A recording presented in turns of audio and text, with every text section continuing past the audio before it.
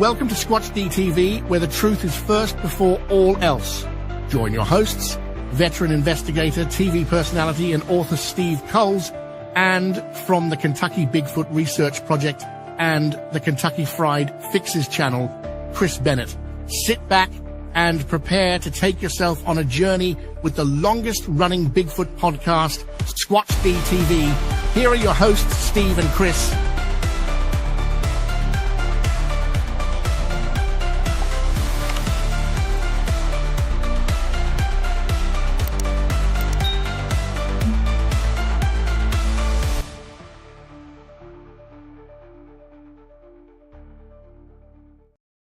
And good evening, cyberspace. Welcome to Squatch-D TV for today's date, July 23rd, 2025. I'm your host, your guide, Squatch Detective Steve Kulls, along with my co-host right down there, Mr. Chris Bennett. Hello, Chris. How are you? Steve, man, it's good to see you. 23rd of July already. Man, July is about gone. It's really time. I saw a guy on a video on YouTube the other day, and he was talking about how fast time seems to be going. You know, it's like he thinks that CERN did something to cause time to skip forward or something. I'm like, no, dude, no. No, the passage of time remains constant, but your perception of time changes as you age. Well, that's not necessarily true, because there were three kids talking about how, speaking of time, three kids were bragging about how fast their fathers were. The first kid comes up and says, "Yeah, my father's really fast. He'll hike the football. He'll turn around. He'll catch the football that's hiked. He'll throw it down the field. He'll run down the field, catch the ball, make a touchdown every time." Well, that's pretty fast. Yeah, it is. Second kid goes, "Yeah, my father's even faster like that, even faster." He goes, My father will take a bow and arrow, and he'll launch the arrow, and he'll run down the field, and he'll move the target every time, gets a bullseye every time. Another kid goes, "That's pretty fast." That's pretty fast, yeah. Another kid goes, "Oh yeah, my father's even faster than that. He'll get on a baseball mound, he'll pitch the baseball, he'll run down, pick up the bat, hit the ball, he'll run out in the outfield and catch the ball. That's pretty fast. Yes. It's pretty fast." The last kid goes, "Yeah, my kid's got you all beat. He works for New York State on the 7 to 3 shift. Is home noon every day." Beating that traffic. Oh man. So that's a little state joke. Yes. You have to be privy to the traffic problems. That's pretty damn good. And how he punches out at 3 o'clock and gets home at noon, I have no idea. That's pretty good. But that's pretty fast. I think he must live in the mountain time zone. But anyway, Concord. Yeah, sorry if I seem a little low energy. I'm tired. My day started, I'm not going to say why, but my day started a little bit earlier than it was supposed to today. And didn't really anticipate it until yesterday morning. Yeah. So it was like, oh, well, my calendar was clear in the morning. And then I have a Wednesday morning appointment. Oh. Now we're away, Yeah. So yeah, Steve is a little slow tonight, which is okay. But it is Wednesday. It is Wednesday. I don't. It's Hump Day. Speaking of which, the new short out for the Hump Day Bigfoot. But yeah, so you're gonna see a little more relaxed, a little more laid back Steve tonight, because Steve just doesn't have that energy level where he's gonna be crazy. But we have a really important topic to look at tonight. Oh yeah. But there is, and we're going to get into this in a minute, but we have a really important topic to cover tonight. And let's go on with our roll call. But first, we want to thank Jennifer Arnold for her $2 super sticker. Thank you so much. Thank you, Jennifer. Appreciate that. So first up in the house tonight was Sharon. Sharon is here. Sharon? Well, actually, that's not true, because the original comment was from Grant. Oh, Russia, that was like 3 days ago. Who came in the minute I put the show up. So, but Grant was in first, and then Sharon was in first tonight. Followed by Grant again. Sandra Piper, hello. Bristol, what's going on? Jen, how are you? Hey, Jen. And who else we got kicking in here? Jay Carey. Jay, good to see you, my man. The Susie Monster. Hello. Susie. Happy Wednesday to you. Of course, Angel Nolan. Hello, Angel. Good to see you. Jennifer again. Poncho Zorth. What's up? What that name do? Boris Khan. Hello, Boris and Poncho are here. Patrick Barron. How are you? Patrick. Karen Fisher. Good to see you. Thank you for being a member. Mick. Hello, Mick. There's the mighty Mick. Tennessee Cherokee. How are you? Cherokee. Welcome. Kathy Zabrowski is in the house. Kathy, good to see you again. Who else we got going on here? Mitch Hargrove. Mitch, hello. And again, thank you for everybody that are members. Thank you so much for that. Walter Kroll. Hello, Walter. Walter. That rounds us up for right now. Of course, it's Wednesday. We usually have the smaller crowds on Wednesday, but I'm sure this one's going to get a lot of replays when they start seeing the name in the oh yeah, Bigfoot body found in the Adirondacks? Question mark. And this is a most interesting show. Now, one of our very alert readers or viewers sent me a copy of an email that's been going around. And, you know, I was like, oh my God, are you kidding me? So let's put up that. And again, everything we do here today is protected under fair use. So if, you know, anything you see here tonight, we have protection of fair use. Not that anything here is not in the public domain kind of slinkily, but we just want to put that out there. But this is the email we got, and it says, hello, my name is Charles Stewart. Charles Snake Stewart, to be exact. I am writing to report that I have located the remains of a Bigfoot in the Adirondack Mountains. See photo below. The reason we are contacting you is we are trying to allow access to our discovery. We have limited resources and believe shining more light on our find will help science get behind our find. I am sharing this now to tell our story. Happy to chat. Well, not really. He's not really happy to chat, but we'll explain a little bit later. And there it is, Charles Stewart with a phone number. And you know, the phone number is there for a reason because we actually tracked that phone number down. But let's go on to the next one. So I went to their website, and this is what their website actually is purporting. Bigfoot Remains, bigfootremains.com. Apparently, they're going to be selling tickets at the New York State Fair, August 20th to September 1st. The monumental exhibition that science doesn't want you to see. Oh. So. And then the specimen story is on October 1st, 2024, in the Adirondack Mountains, our team of investigators led by Bigfoot expert Charles Snake Stewart, never heard of him, discovered a Bigfoot specimen, the creature nicknamed Dak, based on its location in the Adirondacks. It's approximately 8 feet in height and heavily muscled, with thick brown hair covering the majority of its body. Facial features are a mix of human and ape-like characteristics, including a heavy brow ridge and a wide, powerful jaw. Ooh. There were no obvious signs of trauma or injury to the body. The cause of death is unknown at this time. Well, imagine that. So they find the body. Now they're going to sell tickets. Right. Yeah. So, that sounds familiar. We this is fooling nobody. Right. But here's the fun thing. This is fooling nobody right now. You know, yeah. I've seen this story before. I have this Bigfoot body. We're going to, you know, put it on exhibition. Yeah. It costs about $20 to take a look, huh? Yeah. Well, in this case, it's only $9.31. Oh, okay. Well, that's a deal. With tax and fees, I suppose. Yeah. No refunds. Mm-hmm. And then what kills me, it says on display are actual Bigfoot remains found in the Adirondack Mountains.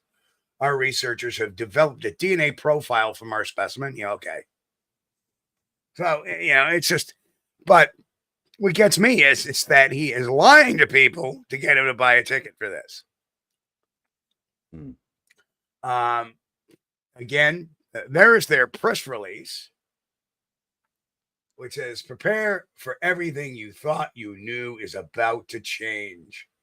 In what is being hailed as one of the most monumental biological discoveries in recorded history, the complete and remarkably intact body of a Bigfoot will be unveiled September 1st, 2025, will present irrefutable physical evidence and shocking DNA revelations that prove the creature is the long-sought missing link in human evolution.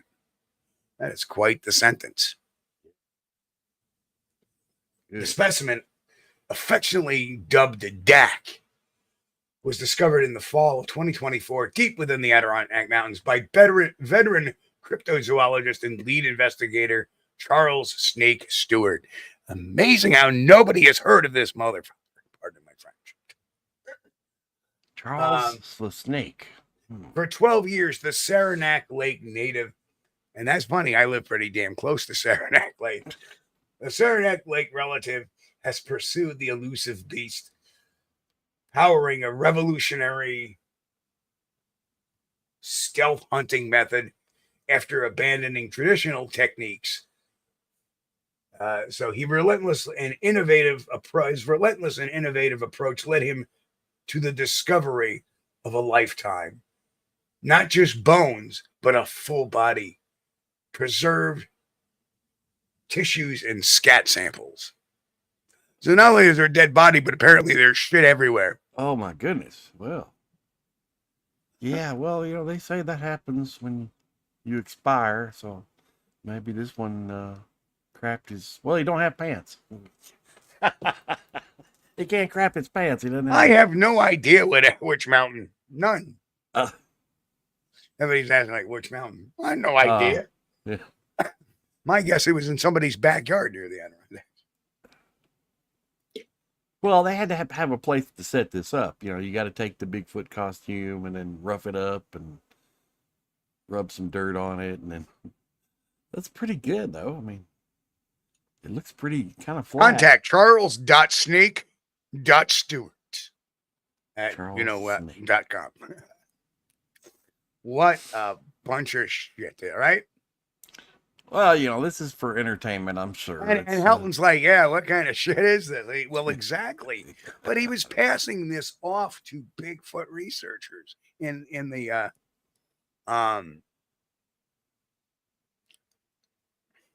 let's see. So anyway, let's stroll on here with our little investigation. Now, the whole idea is, we obviously see that this is bullshit, but to the common John Q public, they may fall for it. Who knows? That's funny to hear. Well, yeah, Walter said, did he get permission from Rick Dyer? No. Rick Dyer does not have the monopoly on Bigfoot bodies. I hate to tell you. So, and we're going down a little history lesson today too. So, that's what I'm sorry. That's what I was reading over there. I'm sorry, I didn't advance that over this side. So anyway, the first thing I wanted to do was look at the phone number, and the phone number area code is actually in my area code, which would be Saranac Lake. But the provider is a Google Voice account. Flag number 1. Why isn't that a cell phone number? It's a Google Voice number. Okay. Maybe not. If I put a public number up too, I might want to use a Google Voice number as well. Yeah. Right. So then we're going to dig a little deeper. So I did get a correspondence back from him. I said, hey, I would like to have you on the podcast on Wednesday night. And he may even be lurking out there tonight. And he sent me an email back, and I pinged it back to Indeed, a business center from the Delta Hotel in Utica, which is owned by the Marriott Corporation. So the email actually came from the business center of a hotel. So Charles Stewart is not writing me from Saranac Lake. In fact, he doesn't even seem like he may even live around this area because it's coming from a hotel in this area. Oh, well, he could just be using their Wi-Fi too. You know, it happens. I doubt it. Because what are you going to do? Drive in the middle of this city just to use the Wi-Fi? No, because he may live over there, you know. Nah, he wouldn't have the range because there's no housing. This is a business district. So he would have to drive in to get a signal. Yeah.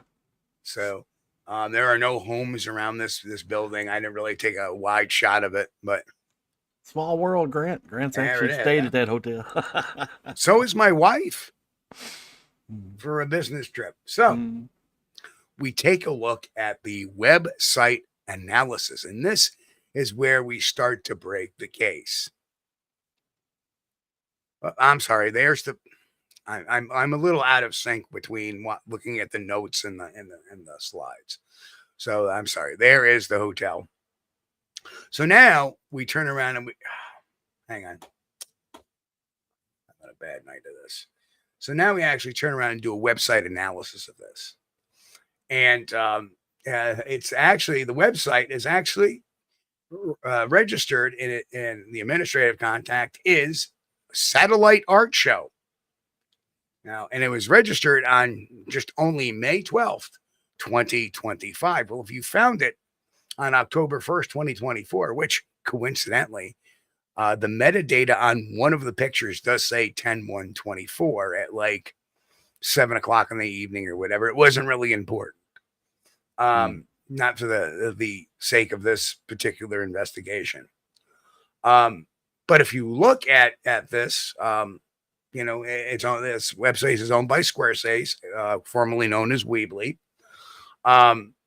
Satellite Art Show, State New York. Yes, they're based out of New York City, right? And their leadership team, their founder and director is a guy by the name of Brian Andrew Whiteley.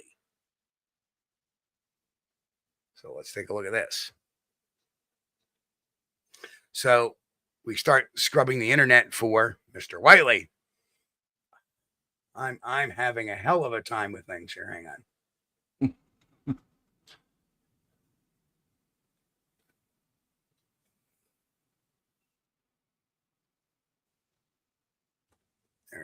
There we go. So Mr. Whiteley, and there is a picture of Mr. Whiteley, the founder of Satellite Art Gallery or whatever, Satellite Art, whatever the hell they're calling themselves. And, you know, this is an article found, I believe, in one of the Art Runner magazine. That's it. Artist. So, he's an artist, right? So if we look at Mr. Whiteley's Wikipedia page, Bigfoot performances from 2012 to 2014, Whiteley has repeatedly videotaped himself in the woods as Bigfoot and submitted the documentation to experts as firsthand sightings of Bigfoot via the website, via the BFRO net. He was able to speak directly with experts about his experience capturing Bigfoot. The experts repeatedly debunked his sightings. Whiteley used these interactions to inform his performance and enhance his performance. I think I meant to say his most refined performance went viral. He claimed, you know, Whiteley stopped videotape himself Bigfoot after allegedly being shot at while in his Bigfoot costume in upstate New York. Well, that would do it. Yeah. So, and now the clincher. Now the clincher. Oh, this does it right here. I mean, right. Here it is. Same guy. That's him. Take a look at the tattoos on the arms. Yeah. Especially the bats. That's Same him. dude. Well, dude, you're not very much of an artist. Nope. Open and shut case. Well, you know, he's probably trying to make some money. You know, let's get some money out of the. And you could, you know, you can do that. You can have a fake Bigfoot body. They did it with the Iceman for years, and then of course Dyer did it with what was his Bigfoot called, Jake or something like that, or No, that was Linda Newton Perry's. Oh yeah, that was Big Jake. Okay, I get them mixed up. They all kind of no. run I'm sorry. together. The bull. I'm sorry. The bull. The bull at the Texas thing was called Big Jake. Yeah. The Bigfoot Linda Newton Perry was called Big Clyde. Big Clyde, yes. Right turn, Clyde. Yes. Either way, all it spells is big bullshit. Yeah. And there you have it. Now, so I tried reaching out to Mr. Whiteley a couple of days ago. And I don't know if he's looking at my emails or not. I sent an email to the charles.snake.stewart email address. And at first, I sent to him an email saying, hey, I'd like to have you on the podcast. I was actually going to try and see if he'd come on there and try to lie his way through this. Yeah. Having all of this information already. And all he did was send back, again, the state fair link, trying to get money for the state fair link. That's how he wants to share. He wants you to buy a ticket to go see it. That's what he wants to do. And although he said, love the chat, he never bothers responding to his email, never responds to this email where I appeal to Mr. Whiteley's artistic value, basically saying perhaps we should think about renaming this and to what if Bigfoot was discovered? How would that enhance the world? What would that do to the world? Sure. I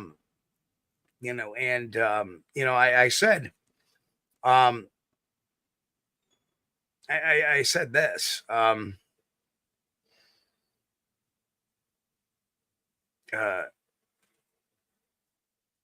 basically, here, I'll read you this paragraph. The subject of Bigfoot is not a hobby for everyone. For many, including credible eyewitnesses I work with, such as roam hunters, law enforcement officers, military veterans, and just common folks, their experience has led to lifelong phobias, PTSD-like symptoms, or social stigma.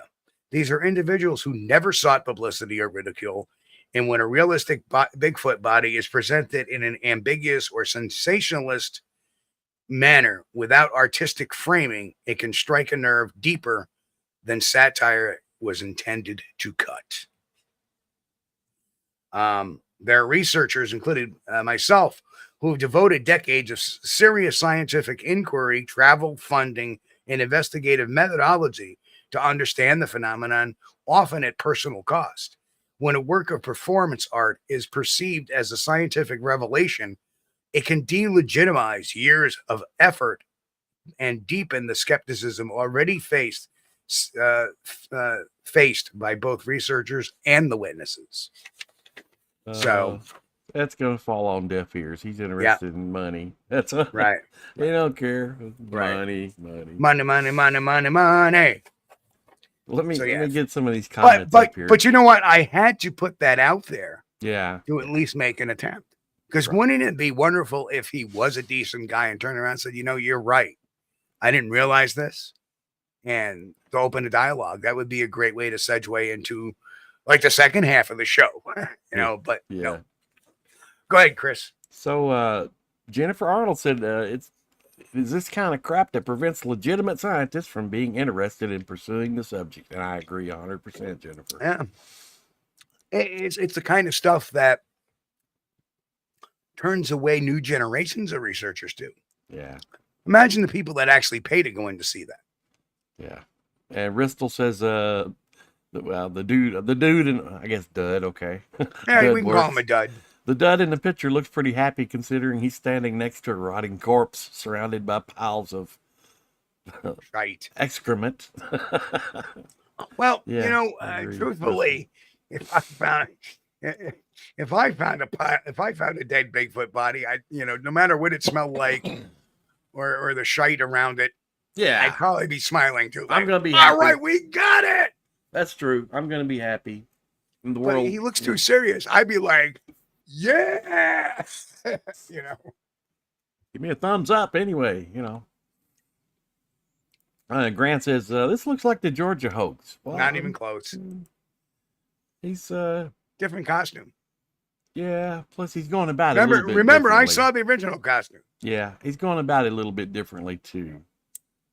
Georgia was just kind of like an extortion deal. Well, yes and no. I mean, the way the Georgia one went down had a lot of exposure to Biscardi's involvement. And he's the one who called up all the major media outlets. This guy claims he made a press release, right? We don't know if he actually sent it to anybody, right? But he puts it up on the website. He's selling tickets, and he's sending out emails to people basically saying, hey, look at this, look at this, look at this, trying to sucker people into buying some online tickets, which there are no refunds for.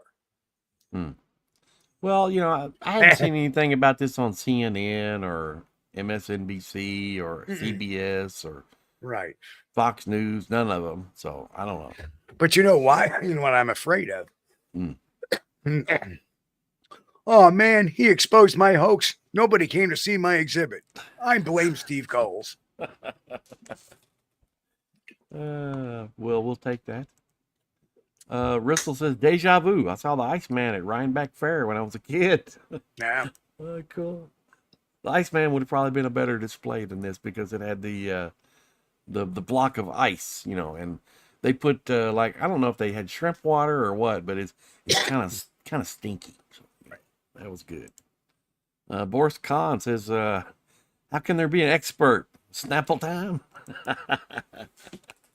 Yes, he may like Snapple. That would be a good question to ask. Excuse me. Don't give me a Snapple. Brian or Snake Plissken, whatever you are. Snake Plissken. Yeah, now, there is a blast for the 1980s. Yeah, that was Mick's earlier comment. He hadn't heard anything about Snake Plissken, you know, getting a Bigfoot body. But that was a good one, yeah. Yeah, you know, now this isn't, apparently this guy, hopefully he's not the Duke of New York. Yeah.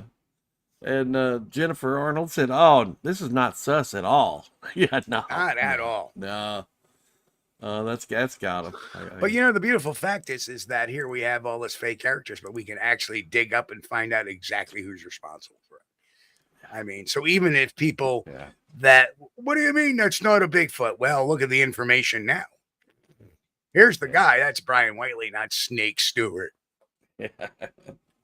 Well, and he absolutely had a Bigfoot costume already. So, you know, that's right.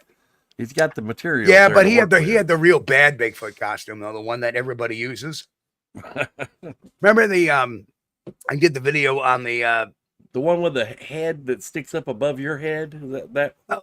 A little bit, though. Remember the guys on the ATV that saw going off in the distance, and then they had the picture where one of their videos, they had Uncle something or other with Bigfoot. That was the costume he used the first time around. Okay. This is something.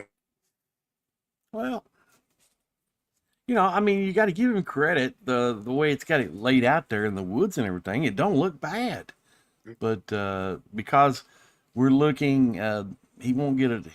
He's not going to do a close up on the face or anything. We're looking at a distance, so yeah, it looks kind of flat. I think even if a Bigfoot had been decomposing, it's going to take him for a little while to flatten out like that. He's still going to have some muscle and bone. And considering there was no predation whatsoever, there's no reason for him to be flat yet.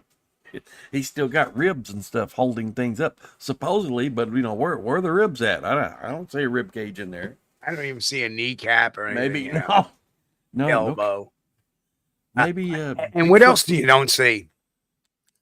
A penis or a vagina. Yeah. Well, you know, very typical of it. But anyway, it's possible. Look, I get Chris giggling. Well, you know, I don't want to, you know, take it back down that lane, but yeah. Well, hey, it's only science, man. There should be some organs present, right? Yeah. And the angle of the camera. Organs, junk. Yeah. Dongle, at least a dongle, something. Yeah. Yeah. And we do have a good angle of the camera there to check that part out, and it's we have a good dongle angle. Oh man, that's pretty bad. But yeah, you know, at least Rick Dyer had the forethought to. Well, let's not talk about that. Let's not talk about that. because there may be children listening to this show. No, it's marked specifically on the channel, not safe for kids. Yeah, well, Rick Dyer. And the reason why we mark this show not safe for kids, because it's really not safe for kids. No, it's because you have to go through a lot of loops at YouTube once you do mark something safe for kids. And it just ain't worth it. And we try to be, generally rated G. Well, maybe PG, PG-13. Yeah.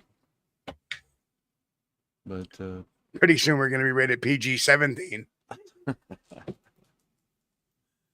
Well, it's hard to not get frustrated when you see stuff like this being portrayed as real, and it's just a scam to right. And there was no doubt when I saw this, but I wanted to see who's behind this, and of course the guy has a track history of doing this. So yeah, but you can't hide behind a fake name. I mean, it just don't work in this day and age, especially not with Steve Kulls looking at you. No, and the and that's the amazing thing is that. For some reason, I'm able, I don't know why, but I've always had that knack to find out a lot of data. Probably because I've been doing it so long. I mean, I was really the first one to use metadata to debunk a hoax. That was the Sonoma video, aka the Penn and Teller hoax. Which reminds me, one of my Facebook friends posted this picture, and I call it Facebook friends. I don't really know this person very well, but they say, wow, this is really a great picture.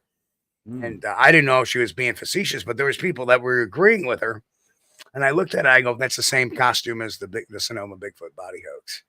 And I put that right in the comment and such. I go, yeah, I've seen this before. This is the same costume used as the Sonoma, aka the Penn and Teller hoax. Oh man. So well, Mick says, he says, I don't know. If it came across a Sasquatch corpse in the middle of nowhere, if I came across it, I'd lock and load and get the hell out of Dodge. Well, no, I wouldn't get the hell out of Dodge. No. I would put the Bigfoot in the Dodge and then get out of Dodge. Well, at least parts of the Bigfoot. What you can carry out. I know that's kind of a gross topic, but let's be realistic here. If you're out in the middle of the woods and you run across one that has expired and his body's just laying there, and it's not going to do nothing. Not going to hurt him. You need to remove something and take it with you because there has been multiple reports. And we're not talking to Smeha steak either. We're talking about you need to take like the head. Yeah, pull the head off. Or a foot. Right. Yeah. Something that you have absolute 100% DNA evidence right here. Plus, here it is. I would take all of it, but I would take it in pieces. Well, that's the thing. There have been reports. I'm serious. I get pulled over. It looked like I'm a serial killer of Bigfoot because they'd be in garbage bags all over the place. There's a head in a bag. There's a head in a bag. There's been reports about people shooting these creatures, and no doubt the creature was dead when they left the scene, but they had noticed that there were other ones around, and when they came back, the body was gone. Hey, Haunted Vermont is in chat. And I need to get back to him. I'm actually going to be on their podcast. All right. Very cool. But I'm trying to figure out a date that I can be available at that time. Haunted Vermont. If we ever get a body, we need a good way to get it out of wherever it is. That's true. Not get shamed on, but most times you heard about a body, it's going helicopters. It's getting helicopters to dispose it. Yeah. Yeah, that's why, we always, I do anyway, and Steve does too. I think he feels the same way as I do. If you're out there at the woods, you're doing your trekking or whatever, and you just run across a Bigfoot body, make sure you take out a piece with you, a very sizable piece like the head. And I know that's a gross subject, but Hoax Machina just said, ever notice that these Bigfoot bodies never seem to have reproductive organs? Yeah, we already covered that. I was like, yes, it's missing what's it missing? A penis and a vagina. So yeah. That's very suspect. That's right. And I don't know if the Iceman had those items or not. You can't really see because the ice was kind of fogged up, and then it was kind of clear up there around his face, and you could see down. Well, you know what happened to that Bigfoot? I got caught up next to the organ grinder. Yeah, evidently. Anyway, oh man. But that was what happened. One of the reports that I think it could be credible here in Kentucky about the guy that shot the Bigfoot, and then he actually paid a man that I know to go over there he had a winch truck, and he paid him to go out there and winch the body up. I was going to put it on a trailer and get it out of there. And when they went back, there, of course, the guy that owns the winch truck, he's like, okay, I don't care what, you pay me, what, $150 or whatever, I'll go winch whatever you got. It don't matter if it's a Volkswagen or a Bigfoot. So he gets out there and it's gone. Yeah, he don't believe in Bigfoot anyway, but he got paid. So he went out there and the body was gone. And he said that, he didn't believe in Bigfoot. He said, but there were drag marks there and there was some blood spots there. So something had been there. And right. Something was but off. Here's my issue with that. What if this other guy said, here's what I'll do. I'll put some drag marks down. I'll put some deer blood down. Right. Make it look like that's it. I'll call this guy. It'll be worth $180 or whatever it is, or $100 for him to come out here. Yeah. Now I have a secondary witness that says, oh yeah, I called him out, but the body was gone. Yeah. Right. And you go to this guy, he says, well, I was there and it looked like there was drag marks and blood. Yeah. Right. But see, that was the end of it. Right. There was no newspaper story. There was no nothing on TV. That was the end of it.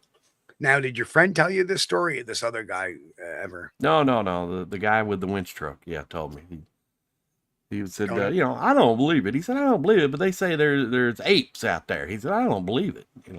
But you never know, because that other guy that called them out there and paid him, he could have walked across the street the next day and got run over and killed dead.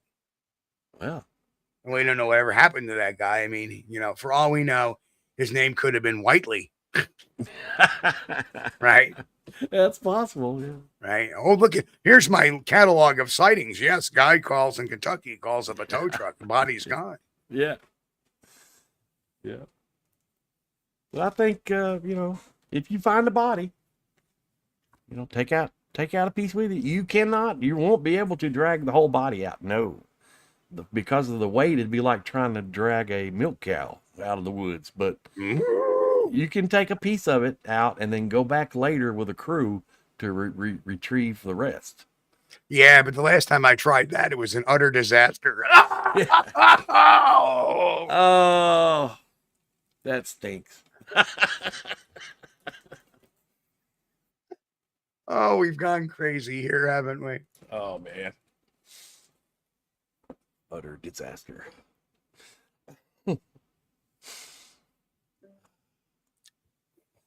Sasquatch Wizard Adirondacks taking off. Okay, thanks, man. Good to see you. Yeah, I know. John's been working on some stuff lately. He's been really busy, and it's summertime, and to be doing that stuff kind of sucks. Anyway, putting out a lot of good videos lately over on his channel, Sasquatch Wizard Adirondacks. Good stuff. Go check it out. Absolutely. And Henry just put one out last night or yesterday. I just noticed because I came downstairs and it's on my feed. So I'm like, I've got to watch that. Then, of course, it was time to start the show when I came in here. But it's, let me make sure I get HBM's Cryptid Corner on YouTube. And Henry puts out about once a week. Sometimes it's once every other week, depending on his schedule. But during the summer, but he's also got an HBM's UFO corner, and that's pretty good too. Pretty interesting. He covers some of the old sightings, and I love mystery. Doesn't matter what it is, I'll watch it. There's a show about UFOs on, I'll watch it. So there's some more great comments up there in the chat too if you want to. Let's see here. Grant says Hump Day Bigfoot vlog was funny. I've been catching all of them. Yeah, if you hadn't caught the Bigfoot vlog stuff on the channel. Yeah, we now have a playlist for it as well. Cool. And Kaiju Ninja 1985. Hey, welcome, man. Says, does it surprise you though that out of all the possible scenarios for a Bigfoot body to be found, that there hasn't been one? Well. Yeah. I think there has been Bigfoot bodies found. But people just don't report them. Like, okay, what am I going to do with it? I'm sure that's happened. You look at everything. I'm sure people have hit Bigfoot with a car. I'm sure that haven't reported it. I'm sure people have found bones and bodies that haven't reported it, just as much as, if I find a Bigfoot body, number one, how the hell am I going to get that out of here? Nobody's going to believe me anyway. Right? Just like the same other stigmas of seeing a Bigfoot. How much worse is it going to be if I found a body? Some people just don't want to be bothered. They don't think like us. So the average Joe comes across a Bigfoot body in the woods. They're not thinking, oh my God, this is what I've been looking for. No, they're going to be like, I'm staying away from that. Right? Well, there's one incident. In fact, they may not even recognize it because it may be so decomposed that it may no longer look like a Bigfoot body. Yeah. In reality, when something dies in the woods, there's predation. There's other things come along and take bites out of it, and it doesn't last that long. Of course, that's one of the things with the guy's flat Sasquatch picture he had there. There was no predation. There was no bones pulled out. Well, the other thing, there's no decay. Yeah. Right. You understand when something dies, okay, the first thing that's going to start to happen, it's going to start to bloat at first. Right. Yeah. Right. Because and this is paid. I was a medic, so I understand these things. The body will start to swell up. Yeah. And then it will start to emit these gases. And with those gases come odor. And with those odors, it attracts insects. Yeah. Which will take out your eyes and all your soft tissues, begin to eat at that. Right. Then you have your predators that will come out at night to gnaw away, starting with the genital area, usually because it's the softest tissue. Yeah. Right? And then they start chewing on other things. And then you have the natural, as the body deflates, it will leave this massive gooey black puddle along, which is viscous body fluids, urine, seepage from the rectum. I mean, just disgusting smelling stuff. It would smell horrible. And it would actually make the area even a couple of feet wider because of the seepage. So that's what happens when a body starts to decompose. You're not talking about something like, oh, there it is. You're going to be like, oh, there it is. Yeah. Oh, yeah. You'll fact, smell it.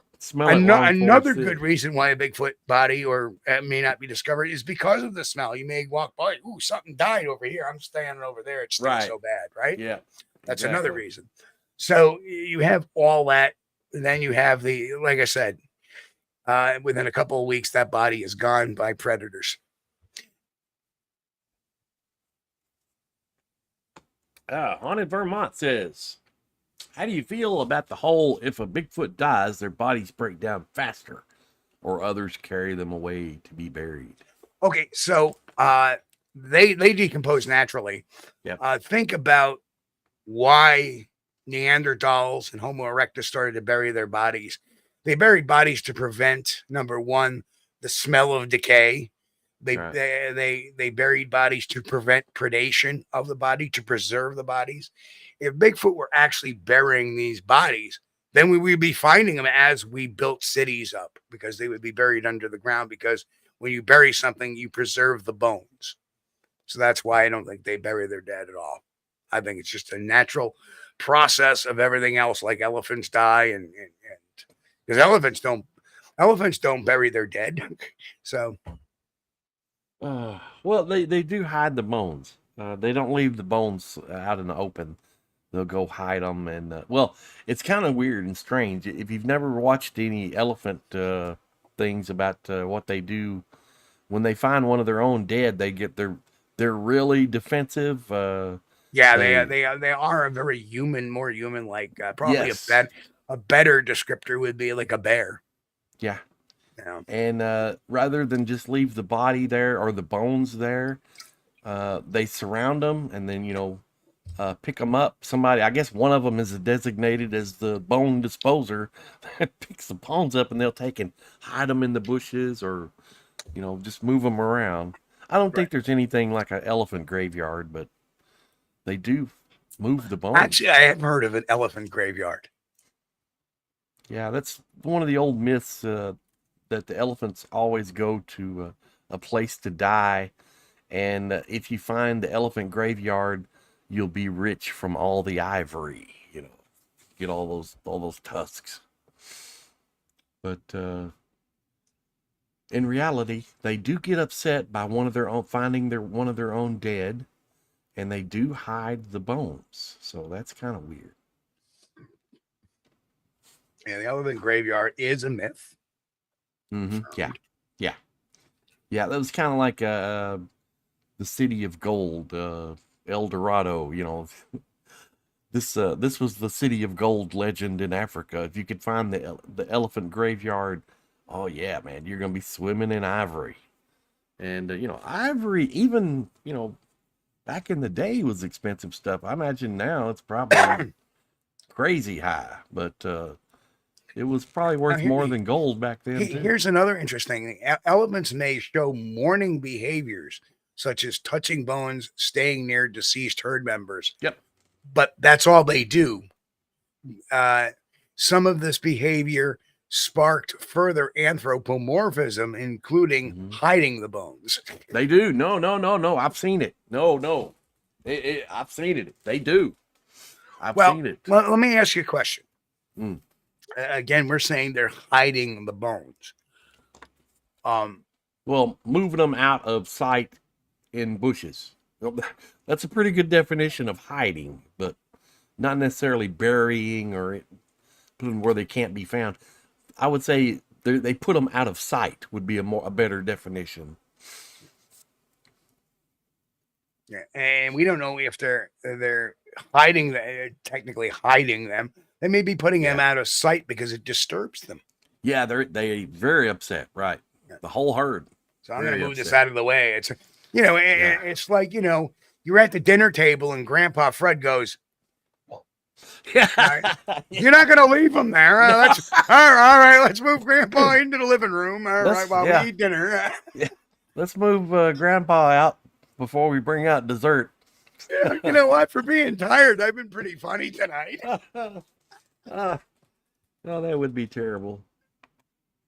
My joke. You know what? I should be tired more often. My jokes are better. Oh, Grant says I was at the El Dorado in 2021, which is called Lake Guatavita in Colombia. I'm not sure if I got that pronunciation right, but it's about an hour or so from Bogota. That's pretty cool, Grant. Did you find any gold? No, but I once went to the Hawaiian island of Kamanawanawea.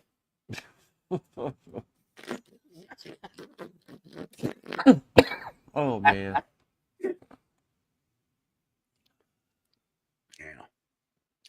Yeah, so let's give it back to him, Chris. I have a story about Hawaii back when I was younger. I'm not going to tell it here, though. I'll tell it to you later. Uh-oh. It involved Don Ho. Tiny bubbles. Don Ho and a weekend of blind drunkenness. In the sea. Oh, yeah. If you go to Hawaii, you got to make sure. Well, I don't know if Don Ho is still alive or not. Yeah. Okay. Yeah, Don Ho is heave-hoed. He would be, right. He would do nightly shows at all these clubs. Well, there's one in particular, and I can't recall the name. But he would do a nightly show for the tourists that would come in there, and he would sing his songs and, give you the whole Hawaiian treatment there. It was pretty good.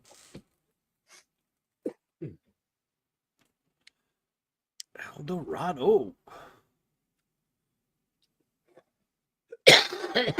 Pete says elephants will caress the bones of the deceased for years after they're gone. Well, on the that's right. We stuffed Uncle Mortimer. He's up there in the living room right now. Keeping him. No, that's not the waiter. That's just Uncle Mortimer. He's stuffed. He'll just hold that tray there forever. But some of the documentaries that I've watched about elephant behavior, though, they would, when they came across a dead individual or the remains of a dead individual, they were very highly agitated and upset. They would be trumpeting. They would surround the remains, and somehow one of them, or maybe more than one, but I think there were some designated. I don't know if they say, well, okay, Jim, you go over there and you carry out the bones while we guard them, you know. But they would move them over to the bushes. All right. Weird. Somebody said Copacabana. That's Barry Manilow. At the Copa. Yeah.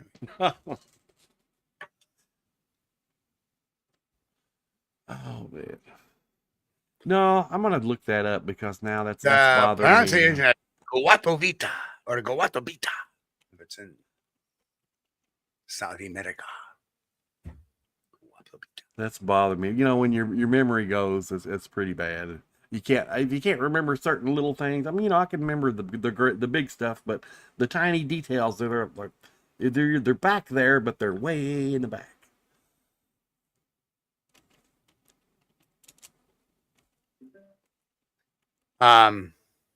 Yeah, I had a thought to that, but I completely forgot it.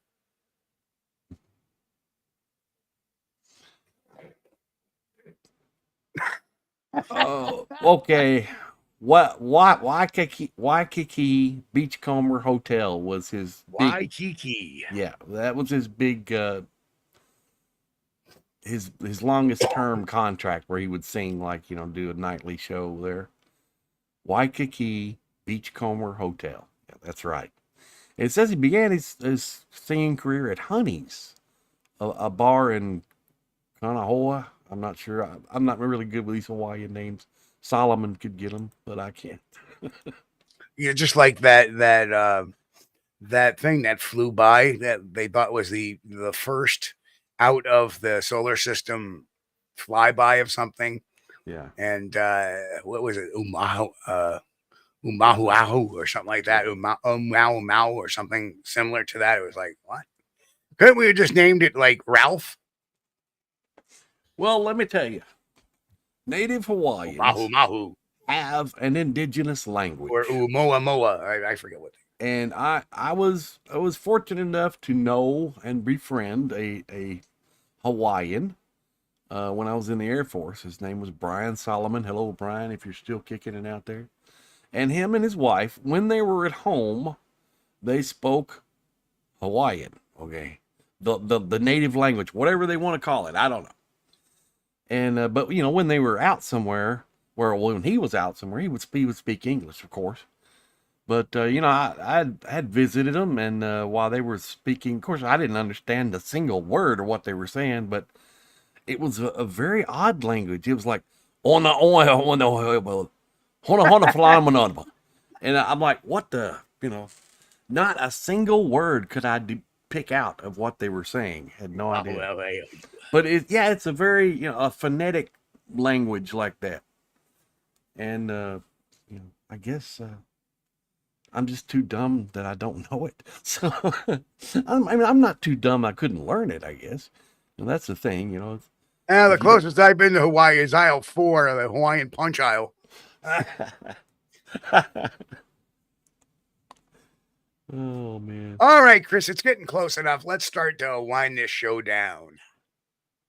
Oh, I'm looking at some of the comments Grant's got over here. Hey, Grant, I probably won't be able to make Whitehall, bud, but I would love to see the pictures of that your trip to Columbia. That would be nice. But, I love that. No. They carry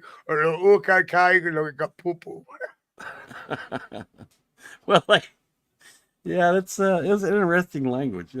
The fun fact about Hawaiians, Brian was scared to death. I mean, horrified of snakes. He said he'd never seen a snake in his life except on the TV. They don't, or at that time now, they may have some now, but they didn't have snakes in Hawaii. No snakes. You could run out there in the brush, woo, you know, come get me, and you know, no problem. Here in Kentucky in the middle of the summer, you step off the side of the road and walk into knee-deep grass, you'll walk out with rattlesnakes hanging off both legs or copperheads, you know. They're horrible here, but they didn't have any snakes there. So he was horrified. Yeah, mua. Or, yeah. He was horrified of snakes. And, oh, man. You know, Chris, you and your phobia of snakes. Sorry. No, I don't have a phobia. I'm not frightened of them. I just don't like them. There's a difference. Yeah, I don't mind them. Well, you know, I will gladly stomp one's head in. If The he's venomous next ones to are me. really cool. It's Mm. cool. That thing can kill you in a heartbeat, but it's cool. Well, I prefer to look at those from about 10 feet away with a 410. Well, they prefer you to stay about 10 feet away too. Oh, believe me, we have no shortage of venomous snakes in Kentucky. And you know, if they're looking for creatures to go extinct, you know, I would vote for them. Let them go extinct first, because you know what good do we get out of them? You know, I don't know. Maybe they kill a few mice. Yeah, I would say let mosquitoes go extinct first. Perhaps ticks. Yeah, Because well, believe it or not, mosquitoes and ticks kill more people on the planet than anything else. I believe that, especially the mosquitoes. They're horrible. They make snakes look minor. Snakes are an inconvenience. But yeah. ticks and mosquitoes are just there all the time. Yeah. And you get bit by a mosquito, you know, thank God that mosquitoes did not transmit HIV back in the day. Yeah. It's a miracle that they did. It's a miracle they didn't, yeah. Oh, man. Just think about it. I mean, a bloodborne disease like that. Yeah, but see, that's the thing. Do we know they didn't? True, very true. We were told they didn't, but how know? many millions of people in the past have died of malaria, which is a mosquito? Yeah. Oh yeah. How many people have gotten encephalitis due to friggin' tick bites, Yeah. or Lyme's disease due to tick bites? Yeah. Or you know, they're just horrible things that do not belong on this planet. Snakes, I can live with.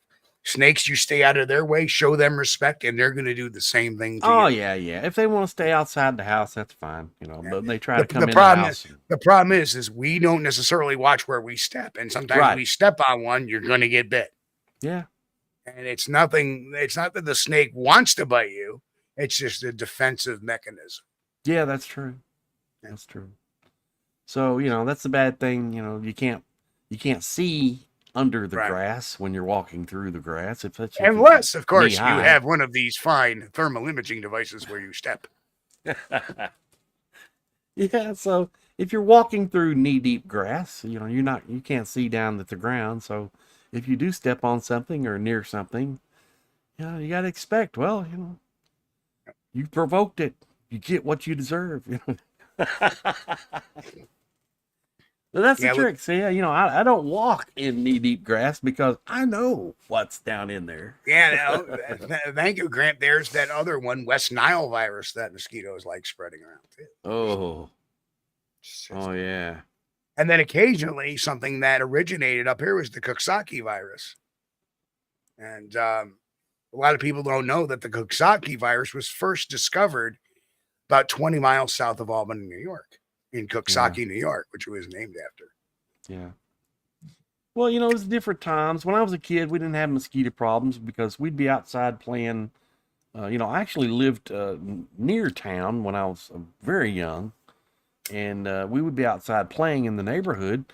And this truck would drive by and it would be fogging the air with DDT. Yes. So, you know, any mosquito within, you know, a 10-mile radius was dead instantly. And then they wonder why kids are born with 3 legs. Well, you know, I don't know. Hey, why does your child have an extra foot? I breathed DDT when I was a kid, and, you know, it hadn't seemed to hurt me any. Yeah, me neither. Yeah, but no, it's... Yeah, we used to eat the lead paint chips. But that stuff, fine. You know, that stuff worked. It worked. I mean, you know, after they go through the neighborhoods and spray, you know, you could like go outside and dare a mosquito to land on you, and they weren't there. They were gone. They killed them all. But all right, Chris, 10 o'clock. Let's get us out of here. Maintenance. Okay. Sorry, guys, running late now. Thanks for hanging out with us. We appreciate you guys. Everybody over in the chat listening, thank you so much for hanging out with us. We appreciate you. And we know we would not have a show without you guys. You're the greatest audience we could hope for and ever hope to have. Thank you so much. We appreciate you guys. And I want you to know, each and every one of you, that we do appreciate you. And if it's your first time listening on the show, if you're listening on a podcast somewhere, I don't know if he's going to upload it there, but check out the YouTube channel at youtube.com at Squatch-D / at Squatch-D TV. And we'll see you next time. Thank you. And of course, we do have the greatest audience, so we love each and every one of you guys. For everybody that's new, welcome aboard. We've had a lot of new people in the last month. Welcome aboard. We love having you here. It's going to be a lot of fun. And we try to have fun even in our serious Bigfoot. And thanks again, Jennifer, for the $2 donation. Thank you. Thank you, Jennifer. And folks, great time. We'll see everybody here Friday night, end of the week. So folks, have a great rest of your week. We love you guys. God bless. Keep on squatching. We'll see you here all Friday night, 9 p.m. Eastern, right here on Squatch-D TV.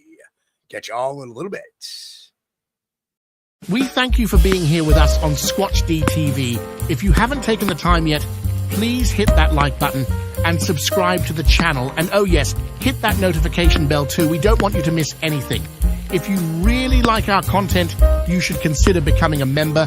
And it's really inexpensive and a great way to support not only the show, but honest Bigfoot research.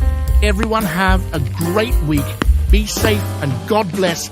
We will see you all here next time on Squatch-D TV. Keep on squatching.